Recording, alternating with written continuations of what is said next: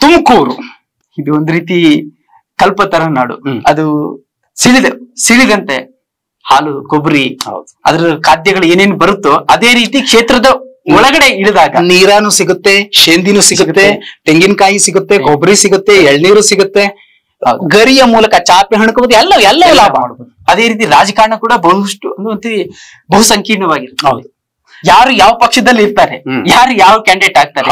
ಒಂದ್ ಕಡೆ ಬೇರೆ ಪಕ್ಷದಲ್ಲಿ ಇರೋ ಅಭ್ಯರ್ಥಿ ಇವರೇ ನಮ್ಮ ಅಭ್ಯರ್ಥಿ ಅಂತ ಕೆ.ಎನ್. ರಾಜಣ್ಣ ಅವ್ರು ಹೇಳ್ತಾರೆ. ಇನ್ನೊಂದ್ ಕಡೆ ನಿಖೇತ್ ರಾಜ್ ಮೌರ್ಯ ಬಗ್ಗೆ ಹೇಳ್ತಾರೆ. ಅಲ್ಲಿನ ಕಾರ್ಯಕರ್ತರೆಲ್ಲ ಇಲ್ಲ ಕಾಂಗ್ರೆಸ್ ಮುಂದೂರಿಗೆ ಟಿಕೆಟ್ ಸಿಗ್ಲಿ. ಯಾಕೆ ನಿಖೇತ್ ರಾಜ್ ಒಂದು ಅರ್ಹತೆ ಇಲ್ವಾ? ಯಾಕೆ ಅವ್ರ ಮೈಕ್ ಮುಂದೆ ಮಾತ್ರ ಮಾತಾಡ್ಬೇಕಾ ಅವರು? ಸದನದಲ್ಲಿ ಮಾತಾಡ್ಲಿರಿ. ಖಂಡಿತ. ಇವತ್ತೇನೋ ಬಿಜೆಪಿಯ ಮೇನ್ ಯುವಕರನ್ನ ಆಕರ್ಷಣೆ ಮಾಡೋದು ಈ ಚಕ್ರವರ್ತಿ ಸೂಲಿಬೆಲೆ ಯಂಗ್ ಪುಂಗ್ಲಿ ಅಂತ ಅದ ವಿವಾದ ಆಗಿರೋ ಸೆಕೆಂಡ್ರಿ. ಬಟ್ ಆ ಭಾವನಾತ್ಮಕವಾಗಿ ಜನರನ್ನು ಆಕರ್ಷಿಸುವ ಗುಣ ಸೈದ್ಧಾಂತಿಕವಾಗಿ ಅದು ಯಾವ್ದೇ ಪೊಳ್ಳು ಇಲ್ಲ ಅಲ್ಲಿ. ಖಂಡಿತ ಆ ರೀತಿ ವಾಗ್ಜರಿ ಯಾವ್ದಾದ್ರು ಕಾಂಗ್ರೆಸ್ ಅಲ್ಲಿ ಒಬ್ಬ ನಾಯಕನಿಗಿದ್ರೆ ಅದು ನಿಖೇತ್ ರಾಜ್ ಮೌರ್ಯ. ಅದನ್ನ ಕಾಂಗ್ರೆಸ್ ಯಾವ ರೀತಿ ಎನ್ಕ್ಯಾಶ್ ಮಾಡುತ್ತೆ ಅನ್ನೋ ಒಂದು ಕಾಂಗ್ರೆಸ್ ಅಲ್ಲಿ ಇಂಪಾರ್ಟೆಂಟ್. ರಾಜಣ್ಣ ನಾನ್ ಮತ್ತೆ ಹೇಳ್ತೀನಿ, ತುಮಕೂರಿನ ಸಿದ್ದರಾಮಯ್ಯ ನೋ ಡೌಟ್. ಆ ತುಮಕೂರಿನ ಸಿದ್ದರಾಮಯ್ಯ ರಾಜಣ್ಣ ಯಾರ ಪರವಾಗಿ ನಿಲ್ತಾರೆ ಅವರೇ ಗೆಲ್ಲೋದು. GS ಬಸವರಾಜ್ ಸ್ಪಷ್ಟವಾಗಿ ಹೇಳಿದ್ರು, ಬಿಜೆಪಿಯ ಸಂಸದರು ನನ್ನನ್ನ ಗೆಲ್ಸಿದ್ದು ರಾಜಣ್ಣ ಅಂತ.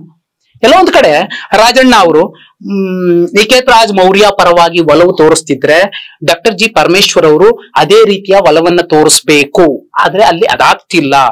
ನಿಖೇತ್ ರಾಜ್ ಮೌರ್ಯ ಅನ್ನುವಂತಹ ಒಂದು ತಳ ಸಮುದಾಯದ ಹುಡುಗನಿಗೆ ಅವಕಾಶ ಕೊಟ್ರೆ ನೋ ಡೌಟ್. ನೀವು ಮಾಧ್ಯಮಗಳಲ್ಲಿ ನಾವು ನೋಡ್ತಿದೀವಿ, ಪೊಳ್ಳಾಗಿ ಅಥವಾ ಏನೋ ಮಾತಾಡ್ತಿಲ್ಲ. ಮೊನ್ನೆ ಸದನದಲ್ಲಿ ಇದೇ ಯುವ ಸಂಸದರು ತೇಜಸ್ವಿ ಸೂರ್ಯ, ಪ್ರತಾಪ್ ಸಿಂಹ ಮಾತಾಡಿದ್ರು. ಅಂತವ್ರ ಎದುರಲ್ಲಿ ನಿಖೇತ್ ರಾಜ್ ಮೌರ್ಯ ರಾಜ್ಯಕ್ಕೆ ಏನ್ ನಷ್ಟ ಆಗಿದೆ, ಎಲ್ಲಿ ಬರ್ಬೇಕಾಗಿದೆ ಇಲ್ಲ ಭಜನೆ ಮಾಡಿದ್ರು. ಅಲ್ಲಿ ಈ ರೀತಿಯ ನಾಯಕರು ಹೋದ್ರೆ ಸೈದ್ಧಾಂತಿಕವಾಗಿಯೂ ರಾಜ್ಯಕ್ಕೆ ಯಾವ ರೀತಿಯ ಸವಲತ್ತುಗಳು ಬೇಕು ಅದನ್ನ ಅವರ ಮಾತುಗಳ ಮೂಲಕ ಒಬ್ಬ ಪ್ರತಾಪ್ ಸಿಂಹ ಮತ್ತು ಒಬ್ಬ ತೇಜಸ್ವಿ ಸೂರ್ಯ ಮತ್ತು ಒಬ್ಬ ನಿಖೇತ್ ರಾಜ್ ಮೌರ್ಯ ಅಂದಾಗ ನಾನಲ್ಲದೆ ಬಹುಪಾಲು ಜನ ಕೊಡುವಂತಹ ಅತಿ ಹೆಚ್ಚು ಮತ 10ಕ್ಕೆ 8 ಮತಗಳನ್ನ ನಿಖೇತ್ ರಾಜ್ ಮೌರ್ಯ ಕೊಡ್ಬೋದು. ಇವರಿಬ್ಬರಿಗೂ ಒಂದೊಂದು ಮತ ಕೊಡ್ಬೋದು. ಅಷ್ಟರ ಮಟ್ಟಿಗಿನ ಬೌದ್ಧಿಕ ಮಟ್ಟ, ಒಂದು ವಾಗ್ಝರಿಯ ಸಾಮರ್ಥ್ಯ ಮತ್ತೆ ವಿವಾದಗಳನ್ನ ತಲೆ ಮೇಲೆ ಉಳ್ಕೊಳ್ಳುವಂತಹ ಗುಣವೂ ಕೂಡ ಇಲ್ಲ.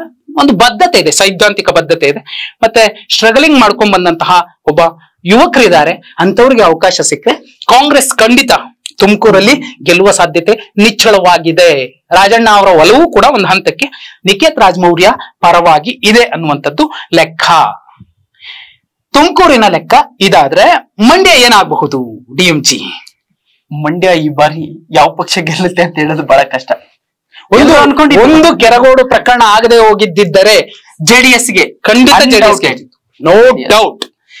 ಅಲ್ಲಿ ಕೂಡ ಯಾವ ಒಂದು ಕುರಿಯನ್ನೋ ಮರಿಯನ್ನೋ ತಂದು ನಿಲ್ಸಿದ್ರು JDS ಇಂದ ಗೆದ್ದು ಬಿಡ್ತಿತ್ತು.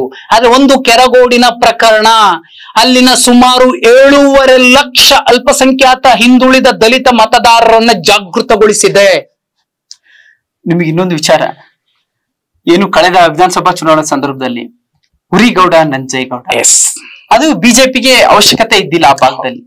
ಆ ರೀತಿ ಈ ಕೆರಗೋಡು ಧ್ವಜ ವಿವಾದ ಕೂಡ JDSಗೆ ಅವಶ್ಯಕತೆ ಇರ್ಲಿಲ್ಲ, ಖಂಡಿತ ಇರಲಿಲ್ಲ. ಅದನ್ನ ಯಾವ ರೀತಿ ಬಿಜೆಪಿ ಮೈ ಮೇಲೆ ಹಾಕೊಂಡು ಮೈಯೆಲ್ಲ ಸುಟ್ಕೊಳ್ತೋ ಅದೇ ರೀತಿ JDS ಕೂಡ ಮಂಡ್ಯ ಭಾಗದಲ್ಲಿ ಸುಟ್ಕೊಳ್ಳುವ ಎಲ್ಲಾ ಲಕ್ಷಣಗಳು ಕಾಣ್ತಾ ಇದೆ.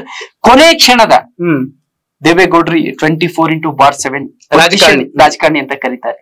ಅವ್ರು ಯಾವ ರೀತಿ ದಾಳಗಳು ಹೊಡಿಸ್ತಾರೆ, ಪ್ರತಿಸ್ಪರ್ಧಿ ಯಾವ ರೀತಿ ಅವಕ್ಕೆ ಬೆಪ್ಪಾಗ್ತಾರೆ ಅನ್ನೋದ್ರ ಮೇಲೆ ಮಂಡ್ಯ ಕಣದ ಚಿತ್ರಣ ಎಲ್ಲೋ ಒಂದ್ ಕಡೆ CS ಪುಟ್ಟರಾಜು ಅಂತವ್ರು ಕೊಟ್ರೆ ಒಂದು ಸಭ್ಯ ರಾಜಕಾರಣಿ ಒಂದು ಹಂತಕ್ಕೆ JDS ಪರವಾದ ಬೇರೆ ಅಲೆ ಸೃಷ್ಟಿಯಾಗಬಹುದು. ಆದ್ರೆ ಕಾಂಗ್ರೆಸ್ ಅಭ್ಯರ್ಥಿ ಕೂಡ ಇಲ್ಲಿ ಬಹುಮುಖ್ಯ ಆಗ್ತಾರೆ ಯಾರು ಅನ್ನೋದ್ರ ಮೇಲೆ. ಕೆರಗೋಡು ಪ್ರಕರಣ ಇಲ್ಲದೆ ಹೋಗಿದ್ರೆ ಕಣ್ಣು ಮುಚ್ಚಿಕೊಂಡು JDS ಮಂಡ್ಯವನ್ನ ಗೆಲ್ಲಬಹುದಿತ್ತು. ಮಾಡ್ಕೊಂಡಂತಹ ತಪ್ಪು, ಅದರಲ್ಲಿ ಕುಮಾರಸ್ವಾಮಿ ಅವರು ಅಗತ್ಯ ಇಲ್ಲದಂತಹ ಹೇಳಿಕೆಗಳನ್ನೆಲ್ಲ ಕೊಟ್ಬಿಟ್ರು, ಬೇಕಿರ್ಲಿಲ್ಲ. ಜಾತ್ಯತೀತ ಪಕ್ಷದ ನಾಯಕರಾದ ಕುಮಾರಣ್ಣ ಅವರು ಮುಂದಿನ ದಿನಮಾನಗಳಲ್ಲಿ ಇನ್ನೂ ಬೆಳೆಯುವ ಅವಕಾಶ ಇರುವಂತಹ ಸಂದರ್ಭದಲ್ಲಿ ಅಂತಹ ಹೇಳಿಕೆ ಬೇಕಿರ್ಲಿಲ್ಲ. ಮೈಸೂರು ಮುಖ್ಯಮಂತ್ರಿಗಳ ತವರು ಜಿಲ್ಲೆ ಮತ್ತು ಕ್ಷೇತ್ರ, ಲೋಕಸಭಾ ಕ್ಷೇತ್ರ. ಮುಖ್ಯಮಂತ್ರಿಗಳ ತವರು ಅಥವಾ ಲೋಕಸಭಾ ಕ್ಷೇತ್ರ ಚಾಮರಾಜನಗರ ಬರುತ್ತೆ. ಹೌದು, ಮೈಸೂರು ಅಲ್ಲ, ಅಖಂಡ ಮೈಸೂರು ಒಪ್ಕೊಳ್ಳಮ್ಮ ಅಂದೆ.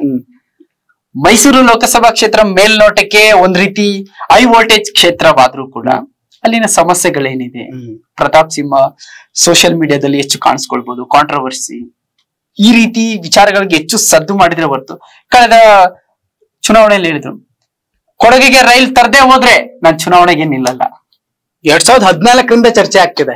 ಅದು ಸಮಯದಲ್ಲಿ ಇಂಟ್ರ್ಯೂ ಮಾಡಿದ್ರು, ರಂಗನಾಥ್ ಭಾರದ್ವಾಜ್ ಅವರು ಇಂಟ್ರ್ಯೂ ಮಾಡಿದ್ರು. ಆ ಇಂಟ್ರ್ಯೂ ನಲ್ಲಿ ಕೇಳಿದ ಪ್ರಶ್ನೆಗೆ ಅವ್ರು ಹೇಳಿದ್ದು, ತರ್ಲಿಲ್ಲ ಅಂದ್ರೆ ನಾನು ನಿಲ್ಲಲ್ಲ, ಸ್ಪರ್ಧೆನೆ ಮಾಡಲ್ಲ. 14 ಮುಗೀತು, 19 ಮುಗೀತು, 24 ರೆಡಿ ಆಗಿದ್ದಾರೆ. ಇನ್ನು ಟ್ರೈನ್ ಬಂದಿಲ್ಲ. ಜೊತೆಗೆ ಆಂತರಿಕವಾಗಿಯೂ ಕೂಡ ಚಾಮರಾಜ ಕ್ಷೇತ್ರ ಮಾಜಿ ಶಾಸಕ ಎಲ್ ನಾಗೇಂದ್ರ, ರಾಮದಾಸ್ ಯಾವ ರೀತಿ ಈ ಸಿಡಿತಲೆಗಳು ಸ್ಫೋಟವಾಗುತ್ತೆ ಅನ್ನೋದು ಕೂಡ ನೋಡ್ಬೇಕಾಗಿದೆ.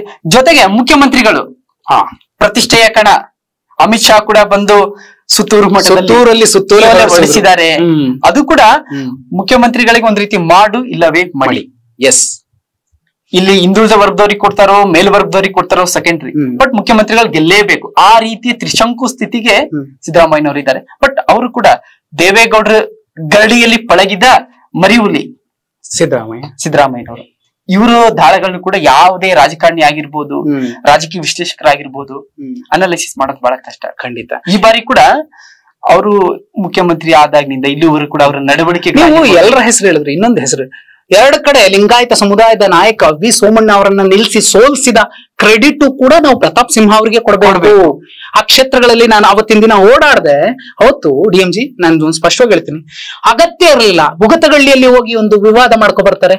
ಸಮಸ್ತ ದಲಿತ ಸಮಾಜ ಸೋಮಣ್ಣ ಅವರ ವಿರುದ್ಧ ನಿಂತ್ಕೊಳ್ಳುತ್ತೆ. ಅವ್ರು ಬಂದು ಹೇಳ್ತಾರೆ, ಅಲ್ಲಿ ನಾನು ಹೋಗಿದ್ದೆ ಆ ಜಾಗಕ್ಕೆ, ಅರೆ ಊರಲ್ಲಿರೋ ದೇವಸ್ಥಾನಕ್ಕೆ ಹೋಗ್ತಾರೆ, ನಮ್ಮ ಅಂಬೇಡ್ಕರ್ ಒಂದು ಫೋಟೋಗೆ ಹೂ ಹಾಕ್ಲಿಕ್ಕೆ ಏನಾಗುತ್ತೆ ಇವ್ರಿಗೆ ದಾಡಿ ಅನ್ನೋ ಪ್ರಶ್ನೆ ಮಾಡಿದ್ರು. ಇದಕ್ಕಿಂತ ಹೆಚ್ಚಾಗಿ ನಾನು ಹೇಳ್ತೀನಿ, ಪ್ರತಾಪ್ ಸಿಂಹ ಅವರಿಗೆ ಈ ಸಲ ಸೋಲ್ತಿರೋ ಕಾರಣ 2012 ಅಥವಾ 14 ಮಧ್ಯ ಪ್ರಕರಣ ಇರಬಹುದು ಅಥವಾ 15 ಇರಬಹುದು. ಮಹಿಷ ದಸರಾ ಸಂದರ್ಭದಲ್ಲಿ ಮಹಿಷನ್ ಗುಟ್ಟದವರು ಎಲ್ಲೋ ಮಾಡ್ಕೊಂಡ್ಲಿ ಬಿಡಿ ಅನ್ನುವಂತ ಒಂದು ಹೇಳಿಕೆ ಇದೆಯಲ್ಲ, ನಿಜಕ್ಕೂ ದಲಿತರಿಗೆ ಸ್ವಾಭಿಮಾನ ಇರುವಂತಹ ದಲಿತರು ನೀಲಿ ಗರ್ಜನೆ ಏನು, ನೀಲಿ ಸೇನೆಯ ತಾಕತ್ತೇನು ಅನ್ನೋದನ್ನ 2024 ಲೋಕಸಭಾ ಚುನಾವಣೆಯಲ್ಲಿ ತೋರಿಸ್ತಾರೆ. ನಿಮಗೊಂದು ವಿಚಾರ, ಈಗೊಂದು ತಿಂಗಳ ಹಿಂದೆ ಇದೇ GT ದೇವೇಗೌಡರು ಇರದೇ ಹೋಗಿದ್ರೆ, ಇದೇ ನೀಲಿ ಸೇನೆ ಹುಡುಗರು ಪ್ರತಾಪ್ ಸಿಂಹ ಅವ್ರ ಗತಿ ಏನಾಗುತ್ತೆ? ಖಂಡಿತ. ಇದು ಆಕ್ರೋಶ ಮಡುಗಟ್ಟಿದೆ. ಅದು 24 ನೆಕ್ಸ್ಟ್ ಚುನಾವಣೆಯಲ್ಲಿ ಸ್ಫೋಟಗೊಳ್ಳುತ್ತೆ. ಅದಕ್ಕೆ ಆ ಒಂದು ಎಲೆಗೆ ಇದು ಕೂಡ ಉದುರು ಹೋಗುತ್ತೆ ಅಂತ ಚರ್ಚೆ. ಖಂಡಿತ. ಆ ಗಲಾಟೆ ಆಯ್ತು, ನೀನ್ ಇಲ್ಲಿಗೆ ಬರ್ಬೇಡ ನೀನು ಅಂತ ಬೈದು ಕಳಿಸ್ತಾರೆ. ಒಂದು ಇವರು ಅನ್ಕೊಂಡಿರಬಹುದು ಪ್ರತಾಪ್ ಸಿಂಹ ಅವರು ಕೂಡ ಇನ್ನುಳಿದ ಅವರದ್ದೇ ಸಮುದಾಯದ ನಾಯಕರ ರೀತಿಯಲ್ಲಿ, ನಮ್ ಸಮುದಾಯ ಒಂದಾದ್ರೆ ಇನ್ಯಾವ ಪುಡ್ಗೋಸಿ ಮತನು ಬೇಕಿಲ್ಲ ಅಂತ. ಅರೆ ಪ್ರತಾಪ್ ಸಿಂಹ ಅವರೇ, ನಿಮ್ಮ ಸಮಾಜದ ಮತಗಳನ್ನ ಇಟ್ಟುಕೊಂಡು ರಾಜ್ಯದಲ್ಲಿ 28 ಲೋಕಸಭಾ ಕ್ಷೇತ್ರದಲ್ಲಿ ಒಂದು ಕ್ಷೇತ್ರನೂ ಗೆಲ್ಲಕ್ಕಾಗಲ್ಲ. ಹಿಂದುಳಿದ ಅಲ್ಪಸಂಖ್ಯಾತ ದಲಿತರ ಮತ ಬೇಕೇ ಬೇಕು. ರಾಜ್ಯದ 224 ವಿಧಾನಸಭಾ ಚುನಾವಣೆ ಕ್ಷೇತ್ರದಲ್ಲೂ ಕೂಡ ನಿಮ್ಮ ಒಂದು ಸಮಾಜದ ಮತಗಳನ್ನ ನೆಚ್ಚಿಕೊಂಡು 2-3 ಕ್ಷೇತ್ರಗಳನ್ನ ಗೆಲ್ಲಬಹುದೇ ವಿನಃ 224 ಕ್ಷೇತ್ರ ಗೆಲ್ಲಿಕ್ಕ 113 ರಾಜ್ಯಭಾರ ಮಾಡ್ಲಿಕ್ಕೆ ಗೆಲ್ಲಿಕ್ಕಾಗಲ್ಲ. ಅಪ್ರಜ್ಞೆ ಅರಿವು ಇರಬೇಕಾಗುತ್ತೆ ಅಂತಹ ನಾಯಕರಿಗೆ. ಮೈಸೂರು ಪಕ್ಕಾ ಕಾಂಗ್ರೆಸ್ ಅನ್ನುವಂಥದ್ದು ಸರ್ವೆಯ ಲೆಕ್ಕ. ಚಾಮರಾಜನಗರ ನೋ ಡೌಟ್, ಮುಂದಕ್ಕೇನು ಹೇಳೋ ಅಗತ್ಯ ಅಲ್ಲ, ಒಂದೇ ಲೈನ್ ಅಲ್ಲಿ ಮುಗಿಸ್ಬಿಡೋಣ. ಚಾಮರಾಜನಗರದಲ್ಲಿ ಬಿಜೆಪಿ ತಿಪ್ಪರ್ ಲಾಗ ಹೊಡೆದ್ರು ಕೂಡ ಗೆಲ್ಲೋದಿಲ್ಲ, ಗೆಲ್ಲೋದು ಕಾಂಗ್ರೆಸ್.